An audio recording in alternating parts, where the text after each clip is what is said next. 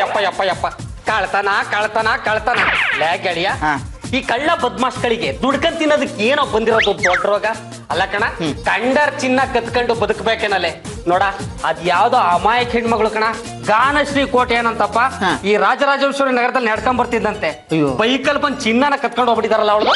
ಚಿನ್ನದ ರೇಟ್ ಯಾವತ್ತು 30,000 ರೂಪಾಯಿ ಹೋಯ್ತು ಅವತ್ತಿಂದ ಈ ಪ್ರಸಂಗ ಜಾಸ್ತಿ ಆಯ್ತು. ಒಂದು ಚಿನ್ನ ಸರ ಕಿತ್ಕೊಂಡ್ರೆ ಸಾಕಲ್ಲ, 1 ಲಕ್ಷ ರೂಪಾಯಿ 6 ತಿಂಗಳು ಆರಾಮಾಗಿ ಜೀವನ ಮಾಡ್ಬೋದು.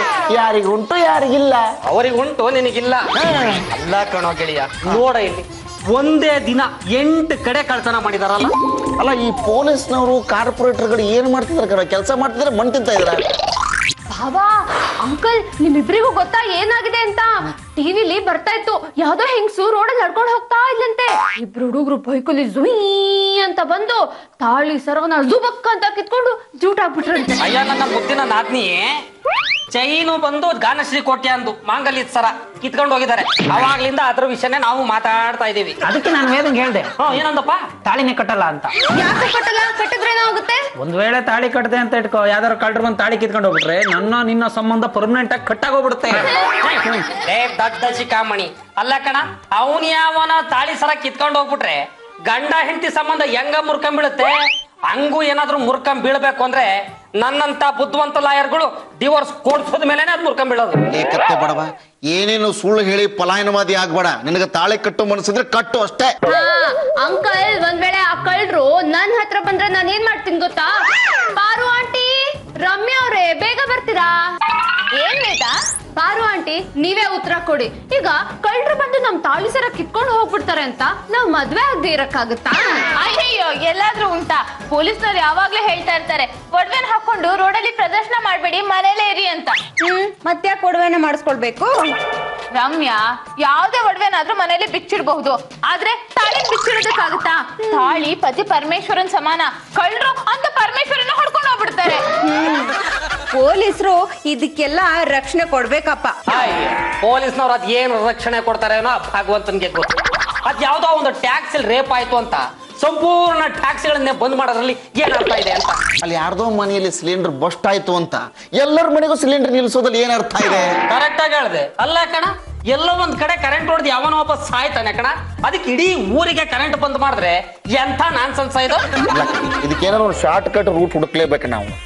ಮೈ ಮೇಲೆ ಬಂಗಾರ ಹಾಕೊಂಡು ಆಚೆ ಬರಬೇಡಿ ಅಂತ ಹೇಳುವುದು ಪರಿಹಾರ ಅಲ್ಲ.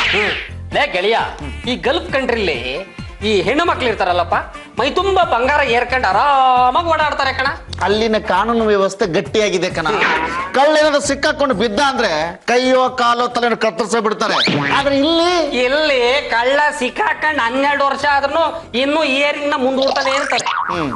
ಅಲ್ಲಲ್ಲೇ ಅವತ್ತವತ್ತೆ ತೀರ್ಪುಗಳನ್ನ ಕೊಡ್ತಾ ಹೋದ್ರೆ ಕಳ್ಳತನ ಕಡಿಮೆ ಆಗುತ್ತೆ ಕಣ. ಕರೆಕ್ಟ್ ಆಗಿ ಹೇಳಿದ್ರಿ. ಕಳ್ರೇನಾದ್ರೂ ನನ್ ಕೈಗೆ ಸಿಗ್ಬೇಕು, ಕೈ ಕಾಲು ಮೂಗುನೆಲ್ಲ ಕಚ್ಚ ಕಚ್ಚ ಕಚ್ಚ ಅಂತ ಕತ್ತರಿಸಿ ಕ್ಯಾರೆಟ್ ಹಲ್ವಾ ಮಾಡ್ಬಿಡ್ತೀನಿ. ನಾನೇನ್ ಮಾಡ್ತೀನಿ ಗೊತ್ತಾ? ಗೊತ್ತಿಲ್ಲ. ಅದೇ ಹಲ್ವಾನ ಪೇಸ್ಟ್ ಮಾಡಿ ಹಲ್ಲಚ್ಕೊಡ್ತೀಯಾ? ಅಲ್ಲ ಬಾಸುಂದಿ ಮಾಡ್ಬಿಡ್ತೀನಿ. ಅದು ಮಂಜುಡಿಯರ್, ನೀನ್ ಧೈರ್ಯವಾಗಿರು, ಏನು ಭಯ ಪಟ್ಕೋಬೇಡ. ಜನರೆಲ್ಲ ನಮ್ ಕಡೆ ಇದಾರೆ. ನೀನ್ ನನಗ್ ತಾಳಿ ಕಟ್ಟನ್ ಕಟ್ಟು ಇವಾಗ್ಲೇ. ಇವಾಗ್ಲೇ ಹೆಂಗಾಗುತ್ತಮ್ಮ? ಸೀದಾ ಆಚಾರ ಅಂಗಡಿ ಹೋಗಿ ಒಳ್ಳೆ ಡಿಸೈನ್ ಮಾಡಿಸಿ ಅದನ್ನ ತಗೊಂಡ್ಬಂದು ಕುಂಕುಮ ಅರ್ಶನೆಲ್ಲ ಹಾಕಿ ಮಂತ್ರ ಎಲ್ಲ ಹೇಳಿ ಆಮೇಲೆ ಒಳ್ಳೆ ಮುಹೂರ್ತದಲ್ಲಿ ಹಿಂಗ್ ತಾಳಿ ಕಟ್ಟಬೇಕು. ಇದಕ್ಕೆಲ್ಲ ಎಷ್ಟು ಟೈಮ್ ತಗೊಳುತ್ತೆ? ಒಂದು 6 ವರ್ಷ.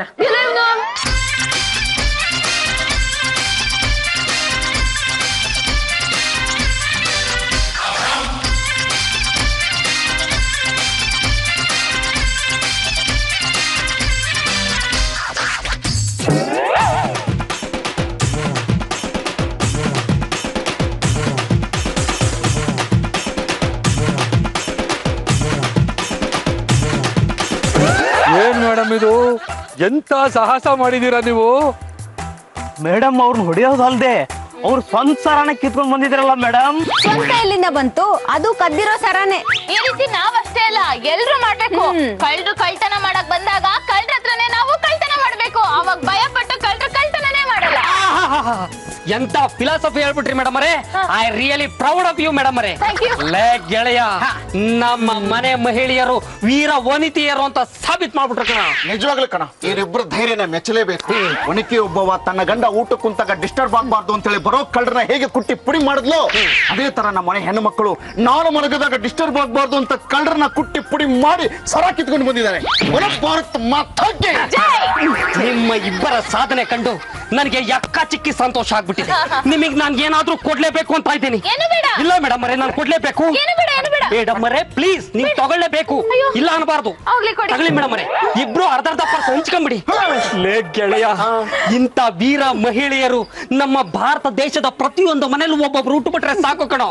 ನಮ್ಮ ಇಂಡಿಯಾ ಇನ್ನು 10 ವರ್ಷಕ್ಕೆ ಅಮೆರಿಕದ ತಲೆ ಮೇಲೆ ಕೂತ್ಬಿಟ್ಟಿರುತ್ತೆ. ಅಲ್ಲ, ಕಾರ್ಪೊರೇಟ್ ಏನ್ ಮಾಡ್ತಾ ಇದಾರೆ ಅಂತ ಬಂದ್ ವಿಚಾರಿಸ್ಬೇಕು ತಾನೆ. ಅಲ್ಲ ಬಂದೆ, ನಾನು ನಿಂತೆ, ನೀವು ಅದು ಇದೆಯಲ್ಲ ಮಾಡ್ಕೋಬೇಡಿ. ಏನ್ ಹೇಳಿ? ನಮಸ್ತೆ ಸರ್. ರಾತ್ರಿ ಯಾರೋ ಇಬ್ರು ಕಳ್ಳರು ನಮ್ಮ ಮನೆಗ್ ಬಂದಿದ್ರು. ನಾವ್ ಹೆದ್ರ ಬಿಡ್ತೀವ, ಸ್ವಲ್ಪ ಬಾರ್ಸಿ ಕಳ್ಸಿದೀವಿ. ಅಷ್ಟೇ ಅಲ್ಲ, ಚಟ್ನಿ ಮಾಡಾಕಿದ್ವಿ. ಗುರುಗಳೇ, ಆ ಸರ ನಿಮ್ದೇ ಅಲ್ವಾ? ಸುಮ್ಮನೆ ನಿಂತ್ಕೊಳ್ಳೋ. ನೀವು ಮುಂದುವರ್ಸಿ. ಸರ್, ಅವ್ರಿಗೆ ಹೇಗ್ ಹೊಡೆದ್ವಿ ಅಂದ್ರೆ ಗೊತ್ತು ಬಿಡಿ. ಹೆಂಗಸು ಕೈಲಿ ಒದೆ ತಿಂದಿರೋರು ಇವತ್ತಿಂದಲ್ಲ, ಪುರಾಣ ಇತಿಹಾಸದಲ್ಲೂ ಯಾರೋ ಮೇಲೆ ಗೆದ್ದಿಲ್ಲ ನೋಡಿ. ಇಷ್ಟಕ್ಕೆಲ್ಲ ನೀವು ಗಾಬರಿ ಆಗ್ಬಾರ್ದು. ಇನ್ನು ಮುಂದೆ ಏರಿಯಾದಲ್ಲಿ ಕಳ್ಳತನ ಆಗದಾಗ ನಾನು ನೋಡ್ಕೊಳ್ತೀನಿ. ಮೇಡಮ್, ನಿಮ್ ಸಾಹಸ ನೋಡಿ ನಿಮ್ ಹೂ ಗುಚ್ಚ ಕೊಡ್ಬೇಕು ಅನಿಸ್ತಾ ಇದೆ. ಅಯ್ಯೋ, ಅದೆಲ್ಲ ಏನು ಬೇಡ ಬೇಡ. ಏನಾದ್ರೂ ಮಾಡಿ ಆ ಕಾರ್ಪೊರೇಟರ್ಗೆ ಬುದ್ಧಿ ಕಲಿಸ್ಬೇಕು ಅಂತಿದ್ವಿ. ಬಲೆ ಬೀಸಿದ್ವಿ, ಸಿಕ್ಕಾಕೊಂಡ್ರು. ಅದೇ ನಮ್ಗೆ ಹೂ ಗುಚ್ಚ ಕೊಟ್ಟಾಗಾಯ್ತು. ಸರ್, ಇನ್ನೊಂದ್ ವಿಷಯ ಗೊತ್ತಾ? ಅವ್ರಿಗೆ ಹೊಡಿತಾ ಇದ್ವಲ್ಲ, ಅವಾಗ ಮಧ್ಯದಲ್ಲಿ ಎಲ್ಲೋ ಗ್ಯಾಪ್ ಮಾಡ್ಕೊಂಡು ಜೇಬಲ್ ತುರ್ಕೆ ಸೊಪ್ಪು ಹಾಕ್ಬಿಟ್ಟಿದೀನಿ. ಇವತ್ತು ಅವ್ರಿಬ್ರಿಗೂ ತುರ್ಕೆ ಹಬ್ಬನೇ. ಅಂದಾಗೆ ನಾವು ಬರೋಣವೇ? ಅಯ್ಯೋ ಸುಳೆ ಪಲ್ಟಿರಮ್ಮ, ಏನೋ ಈ ಹೆಂಗಸರು ಇಷ್ಟೊಂದು ಹಿಂಸೆ ಕೊಟ್ಬಿಟ್ರಲ್ಲೋ. ಅಯ್ಯೋ, ಈಗ ನಾವ್ ಅವ್ರಿಗೆ ಏನಾದ್ರು ಮಾಡ್ಲೇಬೇಕು ಗುರುಗಳೇ. ಅವ್ರು ಈಚೆ ಬಂದಾಗ ನಾವು ಮಾರುವೇಷ ಹಾಕೊಂಡು ಅಟ್ಯಾಕ್ ಮಾಡ್ಬಿಡ್ಬೇಕು ಕಣೋ. ಆಗದು ಪೊಲೀಸವ್ರ ಗಮನಕಾರ ಬರ್ತದೆ, ಇಲ್ಲ ಈ ಕಾರ್ಪೊರೇಟ್ ಗಮನಕಾರ ಬರ್ತದೆ ಕಣ. ಗುರುಗಳೇ, ಹೆಂಗೋ ಅವ್ರು ಡೈಲಿ ವಾಕಿಂಗ್ ಬರ್ತಾರಲ್ಲ. ವಾಕಿಂಗ್ ಬರ್ತಾರ, ನಾವು ಜಾಗಿಂಗ್ ಮಾಡ್ಕೊಂಡು ಹೋಗಿ ಹಿಡಿದ್ ಬಿಡೋಲ್ಲ ಕಣೋ. ಅಯ್ಯಪ್ಪ.